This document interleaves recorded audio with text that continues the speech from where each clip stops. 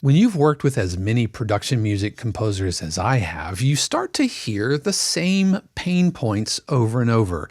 How do I pitch my cues? How do I find a library? Why aren't libraries responding to me? How do I stand out in a crowded field? And even more recently, how do I make my cue sound more human in an increasingly AI world? Well, today I am thrilled to be joined by the A&R lead of Marmoset Music, Farnell Newton, who is not only a world-class trumpeter and educator, but he has been around the block a few times. We're going to be talking about what libraries are actually listening for, how to stand out in a crowded field, and how to navigate an industry that just never seems to sit still. Plus, we're going to be listening to one of my latest indie pop EDM cues on this week's episode of the 52 Cues podcast.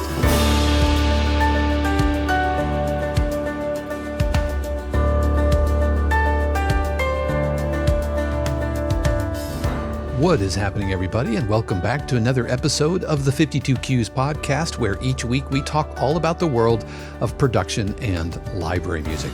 My name is Dave Kropf, and not only am I a media composer, I am also a professor of music production, and it is so good to be with you here today, whether you're watching on YouTube or listening to the audio on the go.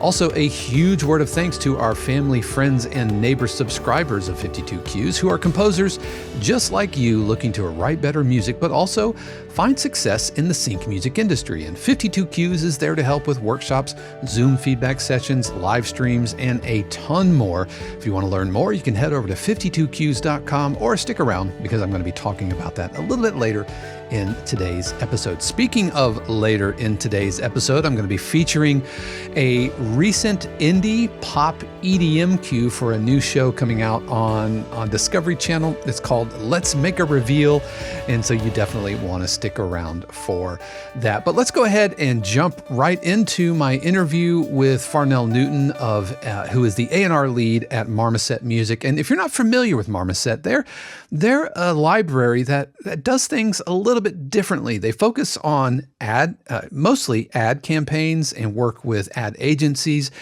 and they're very kind of artist focused, which is interesting coming from my artisan approach. So here's my recent conversation with Farnell Newton. Today, I am joined by trumpeter, educator, and all-around musical powerhouse, Farnell Newton. And if you spent any time around the Portland music scene, I guarantee you know his name. He's also toured with legends like Jill Scott, Bootsy Collins. He's led his own funk collective called the Othership Connection, and he's even helped to launch the global Jam of the Week community that's connected thousands of musicians from around the world. But these days, Farnell can be found shaping the world of sync and production music as the catalog manager and A&R lead at Marmoset Music, also in Portland. Farnell, welcome to the podcast. How are you doing, my friend?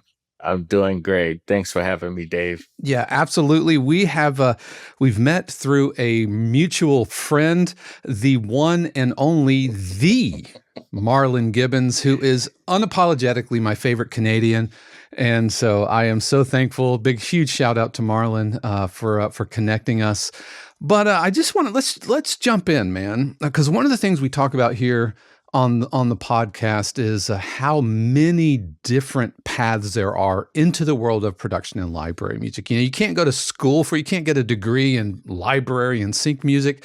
And you've worn a ton of hats in your career as a performer, as an educator, band leader, curator. So how did all of that journey eventually lead you into production and library music? Actually, yes, you cannot learn about this in school, and they don't teach you about it. But my introduction into Marmoset was from a former student that works here at Marmoset. He's one of our client services, and he's been here for, I don't even know how many years, 14 years or something like that. But some good friend of mine, they had a placement on ESPN. My good friend Easy McCoy and And I was like, how did you do that? How did you get your music in this commercial? How is it playing like every day, every hour? And he was like, Marmoset. And I was like, Marmoset, what's that? And yeah, exactly. I'm like, what is a Isn't marmoset? that like a little animal or something? Yeah, it's like a little like I don't know, like primate, pygmy, marsupial, something. It's all of those things, you know. But then he came back to me and they were like, actually, one of your students work at Marmoset. And I was like, one of my students. And while I was getting my master's degree at Portland State University teaching as well, one of my students who was taking jazz history. Uh, and when I finally reached out to him and met him, he was just like, hey, you were always nice to me. You always spoke to me, you know, and that's how I originally got into Marmoset as an artist back in early 2013. And then that same year is the year I joined Jill Scott's band, Bootsy Collins' band, and I was traveling and touring for 3 years. And afterwards, when I stopped touring, I hit up my good friend Eric Norby again, and I was like, "Hey, I see I have a position in music supervision," and he said, "Send me a resume." I came in and interviewed twice, and I became the 40-year-old A&R intern at Marmoset. Mind you, I toured the world. I've played, I've taught, I've done almost like everything you could do as far as a trumpet player. And I was 40 years old intern. And I told my wife, I said, hey, this is an industry I don't have that much insight on. And I think I could really do well in it. And now, you know, 8 years later, I'm still in it and flying around and mentoring and speaking and connecting folks in sync.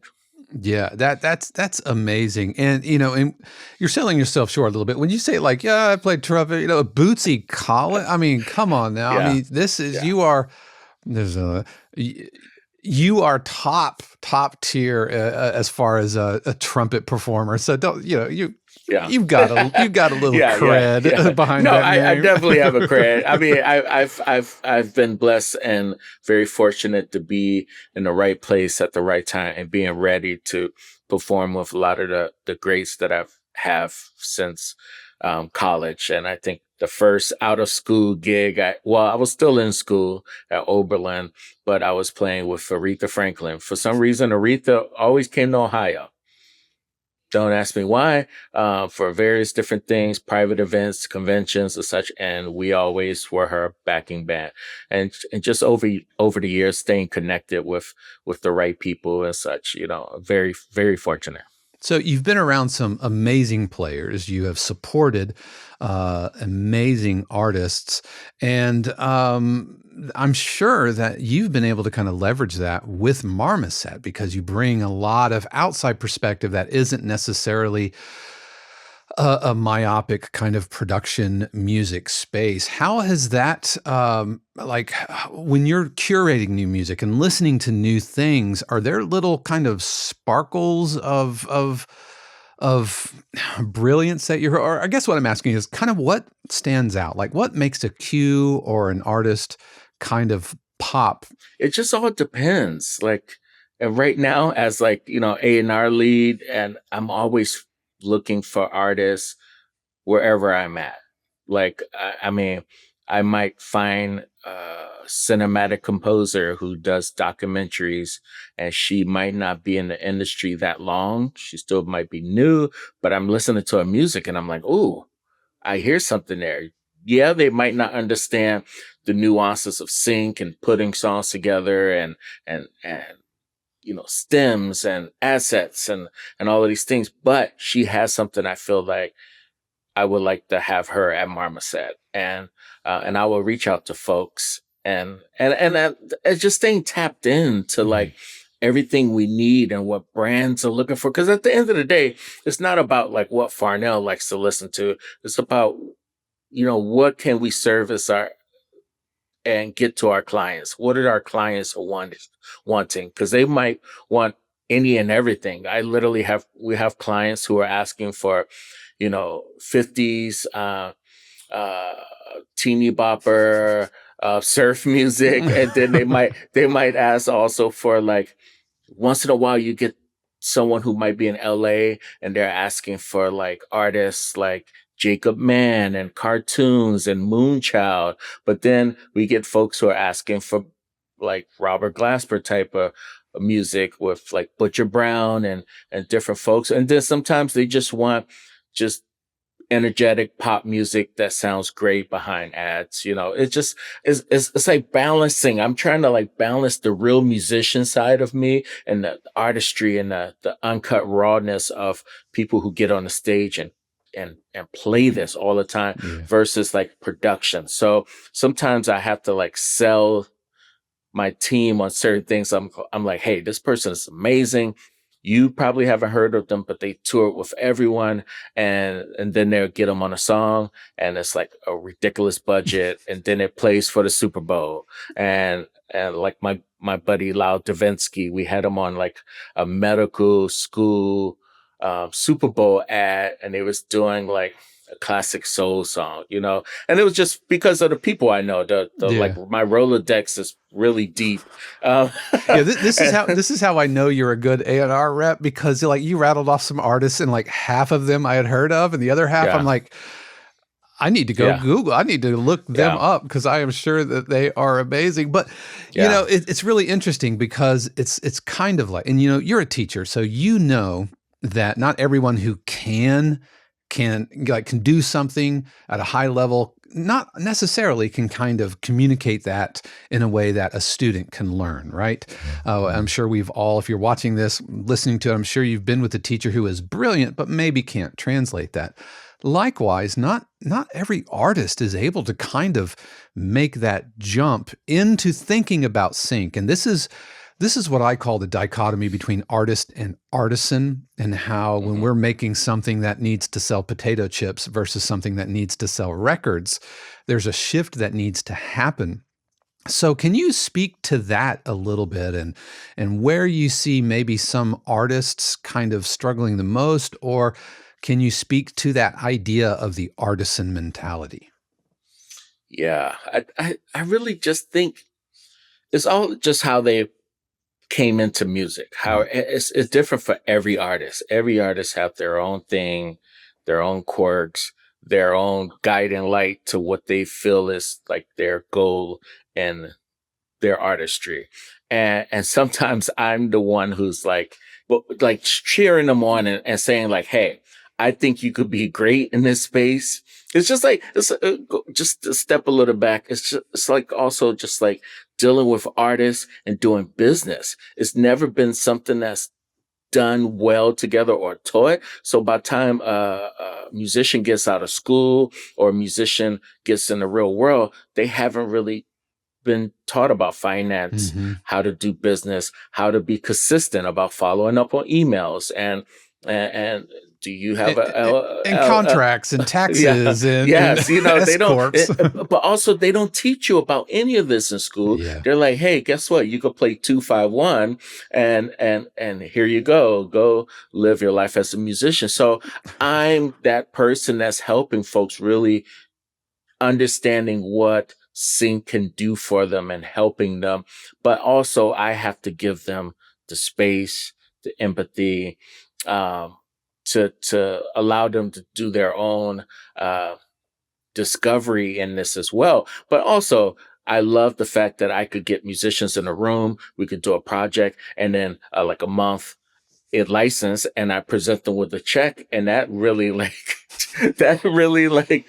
motivates them. They're like, what? I just got this, and I just played this one thing for you, and they're like, okay, I'm in. Yeah, But I'm then, all in. Yeah. Then it's just about like being consistent and being, and trying to help them balance the nuances of putting music together for brands and clients compared to just making a cool song just because it sounds cool. We could still add the cool factor to a production, but like I tell people, I'm still going to have something that's funky, that's still grooving, but I have it structured a certain way that I know is appealing for brands and also appealing for editors who are going to be the ones that's editing my song for this brand. So Yeah. And A lot of in this industry, I've noticed that the big kind of upfront sync checks are usually for songs, with vocalists and that kind of thing. But so many of us, myself included, are instrumental composers. And what does the landscape kind of look like for them, especially looking at a library like Marmoset, who really champions underrepresented voices, and there's like a curated kind of authenticity to what Marmoset brings to the table. How are instrumental composers faring in this landscape? I mean, they're doing well. I mean, I'm one of them. Yes, I also make sure that a lot of my projects have vocalists and singers and rappers and things like that. But a big chunk of my catalog is all instrumental music. But I'm also like studying and listening and checking out what brands are wanting. Um, I'm also in this weird place at Marmoset where I go every Monday, I'll go and search for the last 2 weeks, all the placements we landed. Mm. And I'll go and find them and download them and put them in our system. So we could use those on our social media, or we could use that for clients and outreach and things like that. So I get to hear a lot of what the brands are using. And so I'm usually thinking like, oh, that was really cool. I never thought about that. How can I take that and put that in one of my instrumental songs? Or I tell people I have like 20 different monikers at Marmoset because I have like two ambient music. One is more cinematic, strings. One is more like synth and some piano. But then I have lo-fi, and then I have like funk, and I even have like salsa and cumbias and merengues and stuff. Because it's just like all of the different sides of me that I love about music I could create. But right now, I think if you're really just paying attention and really listening to what people are wanting as an instrumentalist, you can still do very, very well. I mean, I know a lot of people who, because also some people don't have the time and the space and even the network to find singers and such. So it's just Yeah. like, hey, guess what? I could sit down and crank out 10 songs of jazz, Latin, bossa novas. But as long as I make sure I keep in mind, like the energy wise, I'm keeping in mind, like for me, I might be like, what's some quirky things, some left field things I could add, unexpected ear candy. Definitely making sure that my songs have many different type of crescendos. It's just not a loop Yeah. over and over. I'm thinking about all of these things, but I mean, a lot of instrumentalists are doing well. I know a lot of people that just kind of, stay home and make music. Yeah, yeah, especially like coming out of lockdown and everything and COVID, and I think we all kind of blew the lid off this whole industry. Well, that's really when, because before pandemic, what was that? March 2020. Yeah. I had 3 years at Marmoset, and I was making music.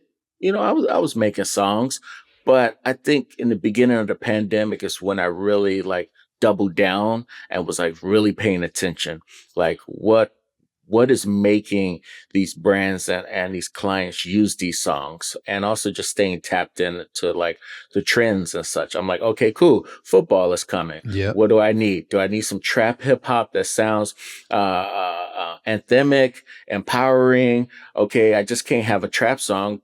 They want strings. Okay, they don't just want strings, but now they want horns. And then I'll make a bunch of songs with horns and strings, but then I'm like, oh, now they're wanting marching drums behind it because it's kind of, that it might show on college football instead of, Sunday football. Yep. Yeah. So it's just like, I'm always just paying attention and trying new things. And, which is the fun part about licensing and such, because I might not do all of this stuff in my real music that people hear on streaming, but I could do that specifically for placements and such. Yeah. So. Where would you point people, to kind of do their research? Is it listening to like other catalogs and libraries, or is it, watching hours of TV? What's the best way to kind of get your finger on the pulse of it? Well, especially if it's like shows that you're like, I'm probably not, like, I don't like scary shows, even though I love writing tension music. I'm not going to watch an episode, or like Dr. Pimple Popper. Me. I ain't going to watch that show, bro. Yeah, I'm the same way. Like, I'm not watching, even though I might do some scary cues and horror cues and such, I'm not watching those type of shows. But a lot of times for me, the best way right now is Instagram.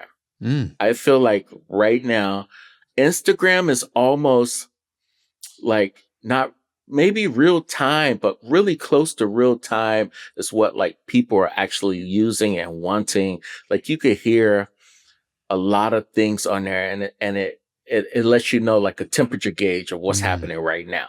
Like lo-fi hip hop is always, I feel like, just always going to be in trend, especially if it's not as sleepy, if it's energetic. Right. It's Right. got more of like a mix of New York boom bap with like the chill lo-fi jazzy. Yeah. That stuff gets used in everything from hair products to technology and stuff. So I really go on Instagram and just find like the brands. I'll go and check out Under Armour, or I'll go and check out Nike. I'll go and check out, hell, if you're writing like country cues and you're writing folk and such, go to outdoor brands like Mm. Yeti, Under Armour, Bass Pro Hunt. Shop, that kind of. Oh, yeah, I mean, especially like Yeti, I feel like they have a pulse on like all of the like, and it's like they're using only instrumentals. So it's Yeah. just like, guess what? You don't even need a vocalist on. And if you do make an instrumental, and you could add some oohs and ahs and such like that, because those get used as well. So, I mean, I feel for me, Instagram is like where to go, because you could go to YouTube, but then you're sitting there like, where Instagram is a little bit more, I could click and tap Hmm. and I could move around and get around faster. And also, I also watch a lot of TV shows. I watch a lot of sci-fi and other stuff. And Hmm. or if I know I'm going to want to make like suspense but action music, I'm going to go and check out what Survivor or action show is using, Yeah. or Like Amazing Race is a crime. good. Yeah. Yeah, Yep. Amazing Race. If I'm going to get into tension cues and such, I'm going to watch a detective show. I'm going Yeah. to watch some NCIS or something, or go and watch some 24. Go back some years, and we actually work with one of the composers from the 24 show, Wow. and we have a lot of those like tension cues and posts and suspense songs and such. So I mean, instrumentalists could do well, but you could find this stuff. It's everywhere. It's just, there's also cool websites like iSpot.tv Yep. that lets you like just look at commercials, and you could type in almost any brand, or you could go through their list that's just right there on their website, and check out what people are using. Yeah, I tell you what, if you want to not get as frustrated with ad placements, especially like if you're on YouTube or whatever, and you don't have YouTube Premium, every time an ad pops up, instead of staring at the bottom right-hand corner waiting for the skip button to light up, actually like listen to the music that's getting used, because that is something that somebody is paying to put in front of you. You see it as an inconvenience, but I got to tell you, I kind of see it as free research, man. It's the best. I mean, there's been times I'm in the bed with my wife where we're all sitting up, we're on our phones, like playing our little video games, but we're watching our show, and of course we're watching Hulu or something, and a commercial comes up. So, and I'm like, "Oh, what's that?" And I'm like, I'm trying to record it. Yep, Shazam it, And right? then I'll record it, and then when I go to the computer, I might Shazam it. But then I'm like, oh, I really like how those strings was feeling, and then I'll pull up my VST of strings or my Spitfire, and I'm trying to like, do something that's very similar, inspired from what I just heard on some medical ad or something, disclaimer, warnings and side effects, and, but the thing about it, instead of, like you said, instead of just like tuning out, tune in. Yeah. Like this is when the time, cause a lot of people come to me, at newer folks in Marmoset, and they say, "Hey, do you send us briefs and stuff?" And I was like, "No, actually we don't send you briefs. I can help you, point you in the right direction. But at the same time, if you're really just keeping a pulse on what's being used and what's being out there, you could fare pretty well." Yeah, and I think that's, part of the artisan brain is writing something not just because you want to write it, but writing something that somebody needs. And we mentioned Marlon at the top of the show, how one of the things that is his superpower is, first of all, just being just a kind and generous soul. But also, he plays a lot of real instruments. He plays guitar, and that is infused into nearly everything that he writes. And of course, you as a renowned trumpet player, I'm sure that's making its way in the world of VSTs and plugins, and now we've got like kind of AI lurking around, like that Aquaman meme, like Jason Momoa meme sneaking up behind, Henry Cavill, right? That's what I feel like. That's where we're at. How important is a human playing something with their hands going to be as technology moves forward and kind of democratizes all of this? Yeah, it's going to be very important. Like, a lot of houses, music houses, they do whatever they do to make ends meet. But Marmoset is very like, they want to make sure we have real singers. We don't want someone using some voice AI simulator or throwing vocals, AI vocals on a song. We want to hire real musicians. We want real guitar players. We want real horns. Which is a great thing because a lot of times I get asked to record on a lot of different projects because they need horns. But I feel like that human connection is what brands are wanting as well, because a lot of times they come to us specifically wanting real artistry, real people. They want to see social media. They want to see interaction. They want to know that like real people are a part of this music. And I think it's really important. And I feel like just having that non-processed, like organic human connection, even if it's just one instrument, can literally raise the value and also just like the connection that you have to a song. I mean, for me, I don't play any string instruments really, even though I have a bass and guitar hanging up. I play them once in a while, but to have someone like Marlon who plays various different string instruments and guitars and different type of guitars, I could say, hey, Marlon, let's partner up on a project. Let's split it 50-50 and let's like really make some music that we will be proud of and that we think that brands will want to connect with and such. And I feel like in the pandemic, that collaboration of various different artistry is what actually elevated my catalog and elevated the value of my songs as well. Because before I would just do everything in the box myself, but I'm like, hey, if I could bring in this person to help that could really play electric bass or, or strings or violin and such, like, why not? Why not do it? I'm not losing anything from it. And a lot of times we're just baking the splits in. And then when a song hits and guess what? I could have paid you $150 or $300 for that as a work for hire, or now you just made $1,500 on one placement, and that song can still license X amount of time for the next X amount of years. Yeah, and that's what's great, about the sync industry being much more kind of uncovered is, like I remember when I first started into this, like I almost had to kind of evangelize people, like, you're not going to get any upfront money. You're going to get back end. Well, how much is that going to be? Well, I can't promise that, but it's kind of an investment, and so, but now I don't have to like convince anybody that it's a good idea to maybe get back end in splits and that kind of thing. And there are cues that I see get love repeatedly that would not have happened if I hadn't had a collaborator. Even though, like, if I were to look at the work distribution, I probably did more than that person.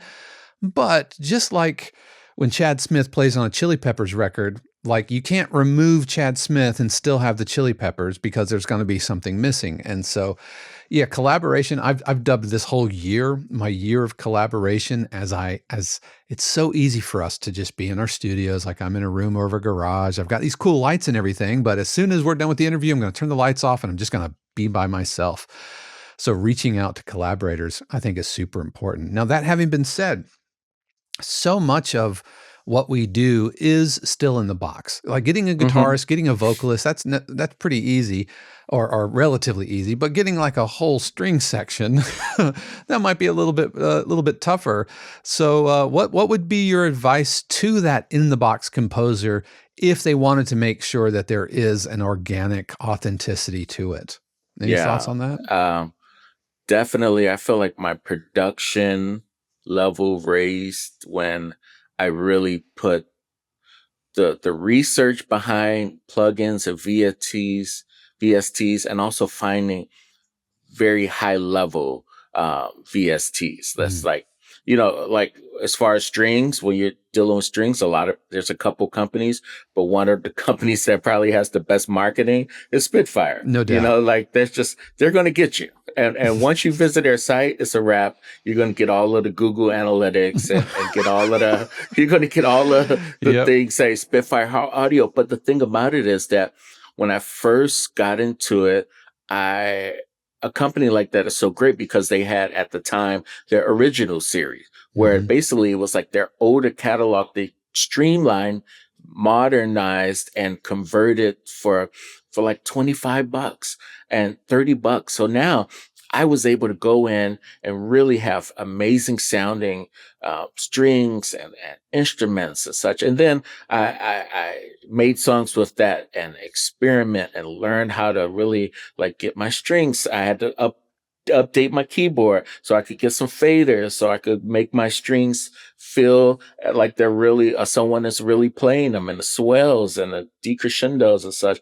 And then, I did that for a while. Then I was like, okay, cool. I guess it's time for me to spend the $200 to get the really like, bigger, in-depth professional recording plugins. But I feel like once you really get the sounds, like the great thing about those plugins is that they have a lot of human elements to it, and like and they have various different triggers and such you could have where it feels like someone's scraping a bow, pulling a bow, not scraping, but pulling a bow across strings and tapping it and all of the various different things. So I really just like did a lot of research on just finding really organic sounding and real sounding, VSTs and plugins. So then when I made music, it really like if my drums, I don't want my drums to sound too programmed. Like you could get the Kareem Riggins native instruments. Like, good Lord, it's Kareem Riggins. He's played on like all the best jazz records. He's played on a lot of common records and hip hop, J Dilla records. So it's just like, you do the research, pay the money, and then you have to spend time with it almost Yep. as much as you do your instrument. I probably logged in a lot of time on a lot of my VSTs trying to make sure I could make it sound realistic, especially most of these companies, there might be like a latency or a Hmm. little bit of especially with strings. So you got to figure it out, the nuances of it. But just really doing all of that research and stuff just like leveled up my, you know, instruments and Yeah, things yeah. like I've that. I've So, talked here about how you need to treat your DAW like an instrument, and you need to learn the fingerings, like you know how to finger a note on a trumpet or the changer embouchure.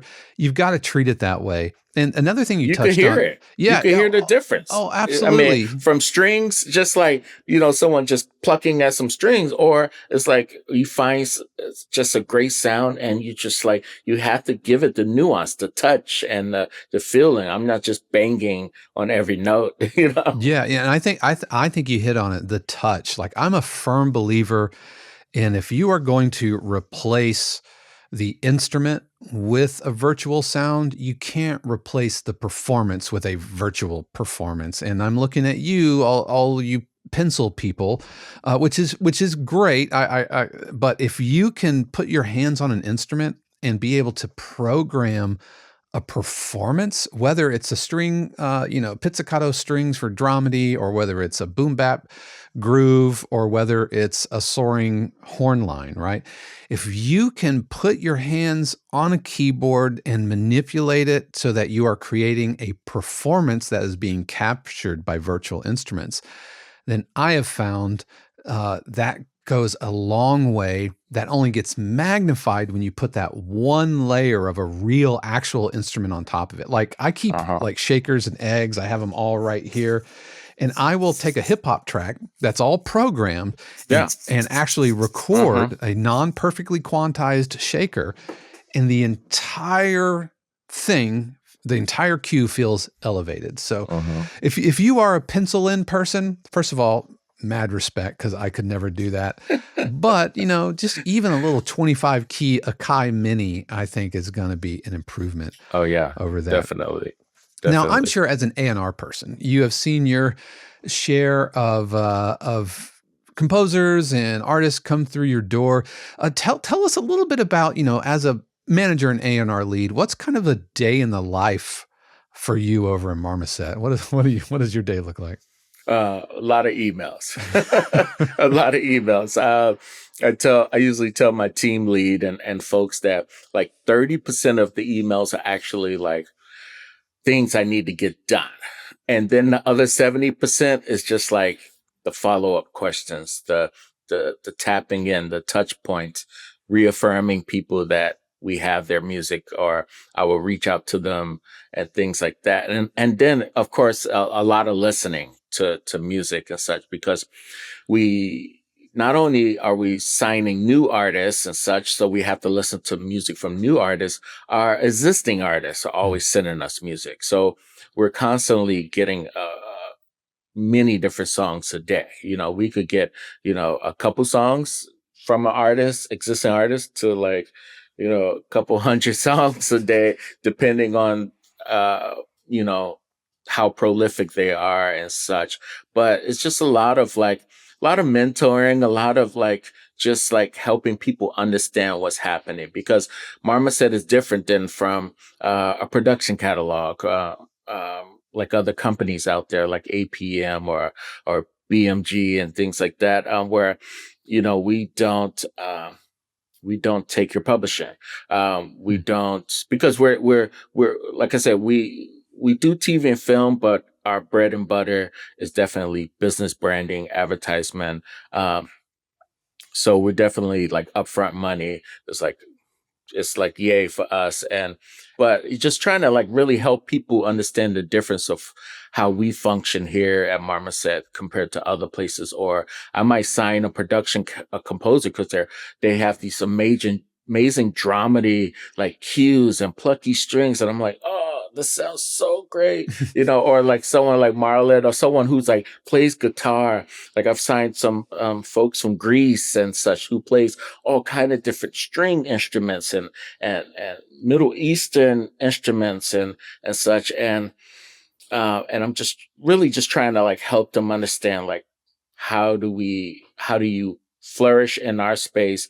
And also they've been used to writing for TV or film, where it's the ad space. So I'm trying to help them.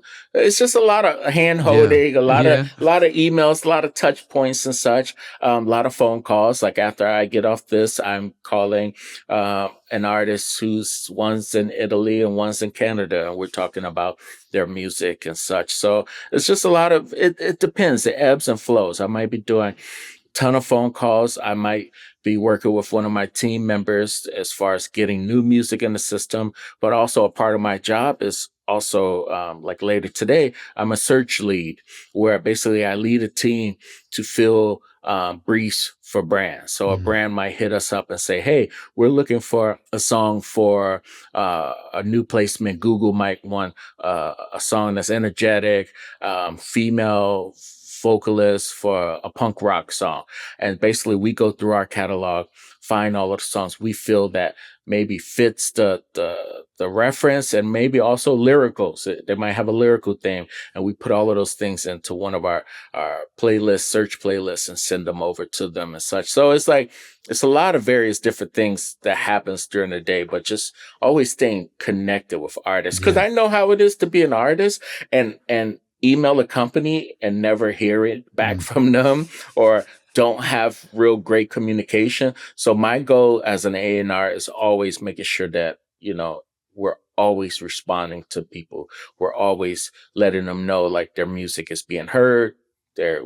and they could trust us with their music. I mean, especially because some of us have a lot of emotions in our songs and things, so Well, we just want to make sure our stuff we're being taken care of. Yeah, I mentioned the artisan brain, and yeah, I might be closer to like a chef in a restaurant, versus making dinner at home. But you still, part of your soul is still kind of in it, even if it's just plucky beats and dramedy for Dr. Pimple Popper, right? There's a bit of you in there.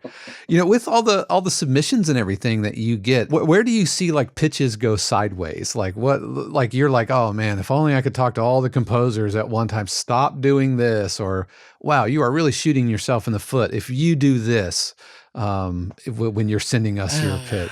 I just, so I got frustrated, being an A&R, from new artists and also folks that you would think that's already in the system, existing artists would know better. But I feel like, if folks like myself is telling you to fill out forms and to give us everything we need, it's like, do that. Like if you send me a song, it's a R&B song, has a vocalist, please send me lyrics.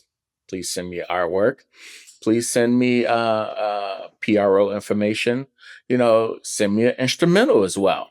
If you have an explicit version, make a clean version as well, because I can't picture the explicit version to Disney Plus, at all. Like it's not going to happen. Rarely folks like Disney or certain family-oriented shows will ask for something like that. But for a lot of times, we can't. So, but then I'll get the form and I'll look at the submission form and I'm like, oh, I don't have PRO, and they have 3 people on the song, or so I wrote a little book about it, just helping folks. And it's for experienced folks, but it's also for beginners who are trying to figure out how to have their music prepared. Like I want artists to just have their stuff together and just be able to hand it somebody without, because once, especially a music supervisor really don't have the time to be like, well, guess what? That's missing this. I guess I'll find the next song. So it's just like, for me, it's a little different. I'll email them and say, hey, I need this, you're missing that and such. But I wrote a book called Sync Your Sound, basically just teaching people like how to have their music together, how to have stems, making sure they have their metadata, making sure they have all of their PRO information and that it equals correctly, and making sure, all of the things that they need to basically get a yes. And if they get a no, they still know they're organized and they have their stuff together. And I feel like that's what a lot of artists lack, because they just like, oh, I want to get my song in the TV and film. And I'm like, bro, like, is your song mixed? Is it mastered? Is it? Because that's the biggest thing I get too from a lot of submissions. Like the vocals are always not mixed well with, especially in hip hop, well with the beat. So, and I just wanted to help people, and like, it's one of those things like, let me help you, help. What is it? Help me to help you, right? Yeah, help me help you. We both want the same thing here. Yeah, because I'm trying to make you money. Yep. Yeah, I want to get your music, but I'm trying to make you money. So if I ask for these things, send them over. So. Oh man, we both taught on the collegiate level, and we know how it goes. Just following instructions. I just said this earlier to our community, that your pitch starts the moment they open your email, like just following directions. If they ask for waves, don't send them MP3s. If they ask for a streaming link, don't send them sound files at all. If they only ask for 3, don't send them 10. Right? And so, because, and I've said this before here on the podcast, that what you're really looking to do when you are connecting and reaching out with a library, you're basically kind of going into business together is what you're doing. And so you want the people that you work with to be trustworthy as a library, and the library wants you to be trustworthy. And that's not like a moral character thing. It's just, you mentioned the music supervisors, they're just going to throw it out. Yeah, as soon as there's like just a hint of friction, they do not have time to chase that down, I work with a library that has like 700,000, tracks in their catalog. And so the fact that mine shows up on the playlist is already a win. And so if there is the least bit of friction, then, the editors have 699,999 other options. Exactly. And so that's good to hear that's it's like the music itself is the easy part. Like being a good musician and writing good music, that's the easy part. But the intangibles, whether it's, cultivating a relationship, being Yeah. easy to work with, somebody, being kind and generous, but Yeah. also doing all this detail work, I think is Hmm. what really, and it sounds like you agree, that kind of separates the folks who are Oh yeah. successful long term. Exactly. I mean, I've reached out, especially I'll do these reach outs once in a while on social media. And I specifically say, like, hey, I'm looking for a specific type of music and I'm looking for folks who have experience working with production catalogs. Because if I know they have experience working with production catalogs, then they easily have all the assets that I Yeah. need for me. So I make I have to clarify that at times because sometimes I might be looking for a certain type of trend or genre or style to feel. And I'm like, what's the least amount of hand holding I could do, Mm. but I could get folks in and get them straight in the system and get them pitching songs very fast. Yeah, yeah, absolutely, absolutely. Well, Farnell, I've really appreciated your time today, but here before I let you go, I've got to ask, like, if you could shake up your magic 8 ball and, like, look into the future, like, where do you think trends are? What do you see resonating in the ad space? And do you see? I'm asking. This is a super loaded question, but, like, where is the 800-pound gorilla, the AI monster? How is that all Oh just man. getting over everything? Because I'm assuming, Nike isn't calling you up and say, "Hey, you got some music? Would love for it to be AI." That's just a guess, but where do you see the next 5 to 10 years of this industry going?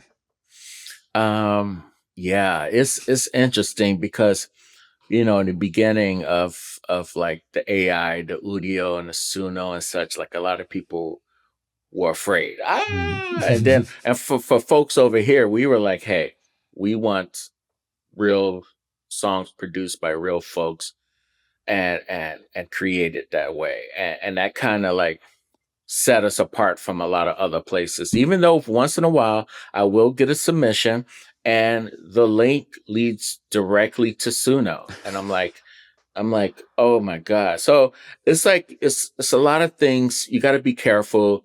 It's just like with education now, with students using AI and Chat GPT. My wife's a professor and I Mhm. hear about it all the time. It's just like we have to be diligent. We have to hold people up to artistry level. But I feel like as far as that, some people are going to use AI to like make the quick money grabs and to do whatever they do, but that doesn't like build longevity at all. Mm, that's good. It does not. And what we've been doing, and we don't have 100,000 songs in our catalog. We still work with artists. We still are on the phone with artists, Mm. and that's gonna like make us successful and lead for the next 15 years or plus to Marmoset and as well. But I feel like certain things in sync just doesn't go away. Like hand claps and stomps and rhythmic and really cool uh sounding music is always going to like stand out. Look at Apple is known for always picking like very quirky, out of the box Yeah. I mean, I'm that. a Feist fan today because Oh of that yeah. Yes, yes, iPod commercial, right? I That's why I like remember that. Feist. One, two, Yeah. three. Yep. Yeah, that and what's the other song? The Makiba. I forget the name of it, but it was big. But the thing about it, certain trends are never going to really go away. Anthemic, empowerment, trap hip hop, and hip hop songs that tells a story of like struggle and pain. Those things are never going to go away. So. even though I feel like we've exhausted a lot of that stuff here, but still a good stomp, clap, a whistle, and a acoustic guitar still goes a long way in this space as well. And the whole like Mumford and Sons Yeah. and shouts and what is it? The millennial yelp they called it. But the I thing can about hear it, the Pabst Blue Ribbon, right? yeah. But the thing about it is certain trends are not going to just go away. But the thing about it is there's going to be nuances to them that always is changing. And that's why I always just say, like, stay tapped in and listening to like what folks are using, what they're asking for, what are you hearing in the wild.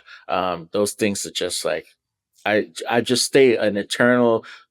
I'm a forever student. Even though I've been a professor, I'm still a forever student, just learning. And I surround myself with community of different type of folks as well. So no matter what, I'm going to stay tapped in. But I feel like trends, I don't know if anything is really like big than the other. I mean, who doesn't love a energetic pop song that's just like got a little funk to it as well? Like, those type of things just stand. A pop song, but with a funky bass line and some electric guitars and someone who's just like sounds great on top is always gonna. Yeah, little whiff of disco strings while you're at it. Oh man, come on. I mean, a little four on the floor doesn't hurt. Yep. I mean, all of these things is never going to go away. We've been selling this stuff forever. But like I said, nuances to them are always changing. So just staying tapped in, put your ear to the ground and staying around folks like people like Marlon and community is always going to help you, go pretty far. Yeah. Absolutely. Well, Farnell, thank you so much for joining me here today. And if folks want to get in touch with you or follow you and maybe see what you do with the trumpet, where could they find you? I mean, I'm everywhere. Definitely Instagram but I'm on all the social media platforms. I'm at farnellnewton.com and I also have my own side company, Formation Sound, where we produce music for various different brands and for Marmoset as well. So we're just search Farnell Newton. Yeah. You'll see me, plenty of searches to come. You, like me, are blessed with a pretty unique name that not a lot of Farnell Newtons and Dave Kropfs like exactly gumming up Google. But Farnell, thank you so much. And we'll have all the links and everything in the description. Appreciate you for joining me here today on the show. Thank you so much. Once again, a huge word of thanks to Farnell for joining me today on the podcast and for you family and friends subscribers. Farnell's going to be joining us for a Q&A and Q review session on December 15th at 4 p.m. Eastern. So if you've got some cues that you would like Farnell to listen to, you definitely want to submit those. Again, that is December 15th at 4 p.m. Eastern for our family and friends subscribers. Okay, so we are going to take a quick break. You're about to hear an alternate universe version of me tell you all about the community and how you can join us at 52Qs. But when we return, we're going to be listening to Let's Make a Reveal, which is an uplifting indie pop EDM cue. We'll be right back. Every week I talk about how this episode and the podcast and the community, the channel, would not be possible without the amazing support of our family, friends, and neighbors, subscribers of 52Qs, who do pay their actual real-life money to keep all of this going. And in addition to being thriving members of the community, as well as supporting me and Shannon and everything that we're doing here, they also receive extra perks like live streams, workshops, Zoom feedback sessions, hundreds and hundreds of hours of video archives, weekly Q breakdowns, production music almanac, living ebook, and the opportunities to submit to real music libraries. Now, it's free to join 52Qs. You can just go to 52qs.com and sign up, be a member of the community. We would love to have you. It will always be free to join the community. But if you've been watching, or maybe this is your first time, but if you're wondering, is there a way to kind of level up my production music skills in the industry, meeting like-minded, super friendly, very generous composers? Then why don't you think about subscribing? Memberships start at around $4 a month, and we would love to have you. Again, that's 52qs.com.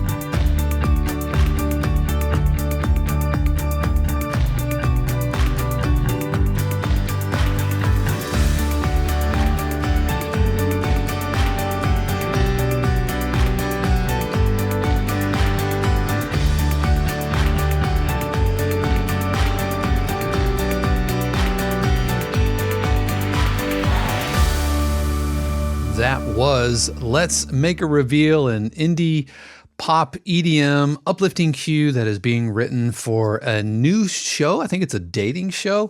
And so I really enjoyed writing that, mainly because it gave me an excuse to buy this. Yes, I actually pulled the trigger on a jazz bass, and I've been wanting a jazz bass for a long time. I have another Spectre 5-string bass, which is technically Shannon's bass, and I've had that for a really long time, but it's active and they're like humbucker pickups, and it's really big, and the neck is crazy wide, and I am not a bass player. And so I've just kind of been eyeballing a jazz bass for a long time. And it just so happens that with Black Friday and all the cyber deals and everything, I just couldn't resist. But being able to play that bass along with guitar, that's why all the guitars are in the background, because I'm in the middle of this album. And so acoustic, and it's hurting my fingers, but man, it's like adding that real element onto the cue has been so rewarding. And the realism that like playing a bass line versus playing like a VST, it really can't be matched. You can play a cheaper bass mediocrely, if that's a word, and get better results than with a really good VST. So that's been really, really rewarding. For you family and friends and neighbor subscribers, I wrote this during a recent live stream over a couple of weeks, and so you can check that out. And for you family and friends subscribers, be on the lookout for a complete cue breakdown of Let's Make a Reveal, where I'll be talking about the sounds that I used. I'll be talking about my comping process, where I kind of stitched these performances together, and a lot more. But that is going to do it for me this week. You definitely want to tune in next week, because next week we are live Thursday, and the date of that, I should probably have the date pulled up. The date is December 11th. We are going to be live, where I will be doing a Q&A. We're going to be calling that Q&A Office Hours. These are Professor Dave's office hours, where you can come join me live right here on YouTube. You can ask me anything you want. If you have questions about Logic, questions about, Ableton Live, questions about learning to play bass, questions about the sync industry, production and library music, whatever. It is open office hours. You can come and join me. That is next Thursday, December 11th, at 4 o'clock, from 4 to 5 Eastern, and we'd love to see you over there. But I hope you've had a really fantastic week, and if you didn't, that's okay. I know last week here in the US were the holidays, and those can be really rewarding, but also sometimes challenging. And so I recognize that, but know that here at the other side of Thanksgiving, I am thankful for you, and Shannon and I are filled with gratitude, whether you're a subscriber or not. The fact that you're spending part of your day here with me, knowing that you have a ton of choices out there, it really does mean a lot, and I appreciate your support. And so that's going to do it for me, and I hope you have an amazing week next week, and just know and believe, and I trust that the universe has amazing plans just for you. Until next time, peace. The 52 Cues podcast is copyright 2025 818 Studios, all rights reserved. The music played on the podcast is copyright of their respective owners and is used with permission and for educational purposes only. For more information, including joining the community, submitting your cue for review, or becoming a member subscriber of 52 Cues, head over to 52cues.com.